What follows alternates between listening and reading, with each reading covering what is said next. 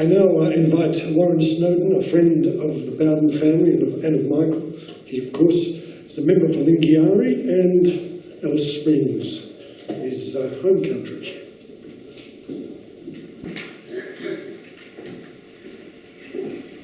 Thank you, Paul. Can I acknowledge the Ngunnawal and Ngambri traditional owners of this wonderful part of the world, my birthplace.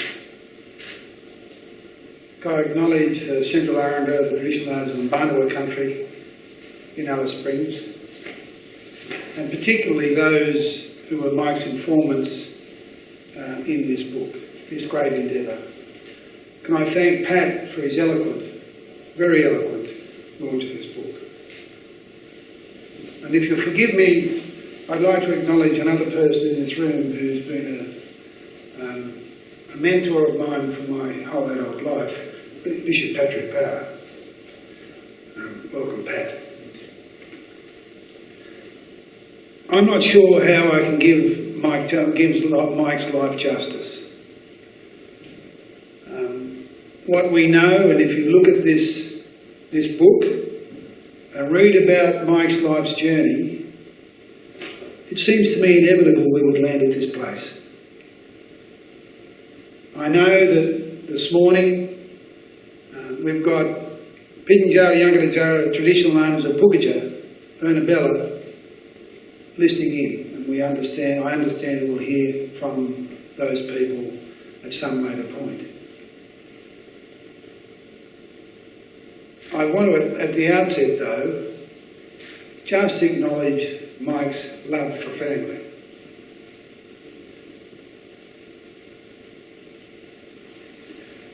To witness the Bowden family, and most particularly,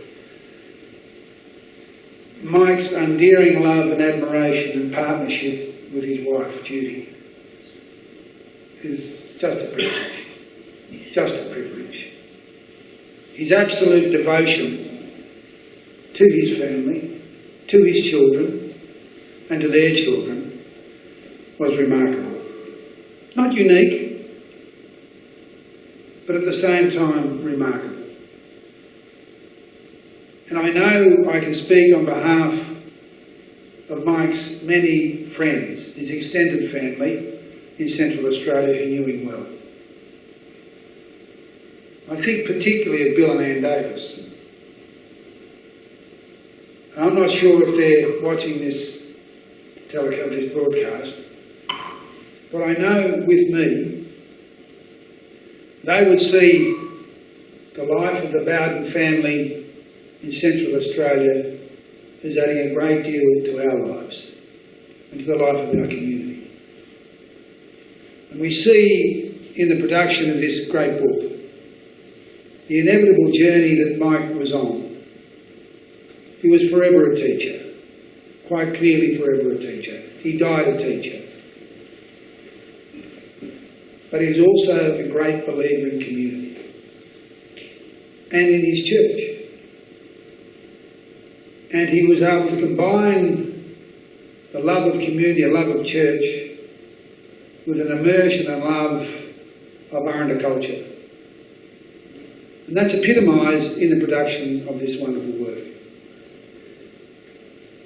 Now as you go through life, and I was reminded this morning that I'm a little older than I thought I might have been, and as you go through life, you come across people who have a remarkable influence on you, directly or indirectly. And Mike, when I reflect, had a remarkable influence not only on my life, but on the lives of so many. And that's forever chronicled now in this wonderful book. And it's something for all of us to learn from. And we should feel happy about learning from it. And be happy about life as it turned out for Mike. Because it was truly productive. It was love, it was his love of family, his love of community, his love of church, which allowed him to produce this wonderful piece of work. So when I think of how we might see into the future Mike's lessons, His legacy is this book. And as his publisher has said, it's an opportunity for all of us, to learn from it. And for the future, as Patrick said, it would have been remarkable to have had this book when we, well, certainly Pat, and certainly from my own point of view myself, when I first started work in Central Australia. To be able to learn from something which is so informed, so articulate, so well written, that you're able to imbibe what comes from it. And in doing so, change my attitudes.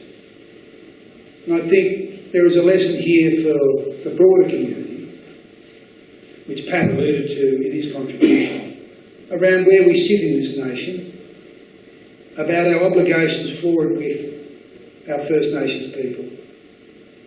And to understand that listening is more than just having an ear. Listening is also learning. Once you learn, you pick up the information that you're required to pick up, you then act in a spirit where the ownership of the action belongs to the people you've listened to.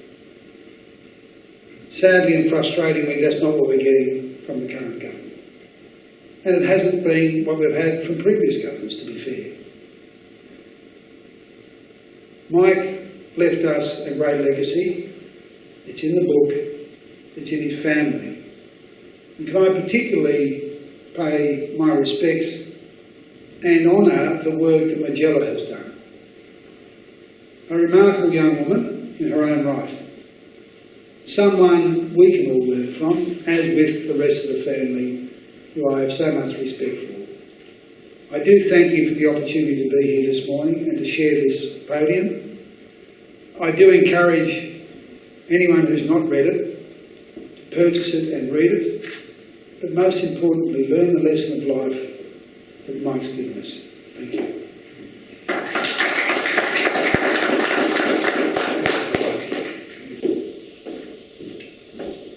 Thank you very much, Warren, and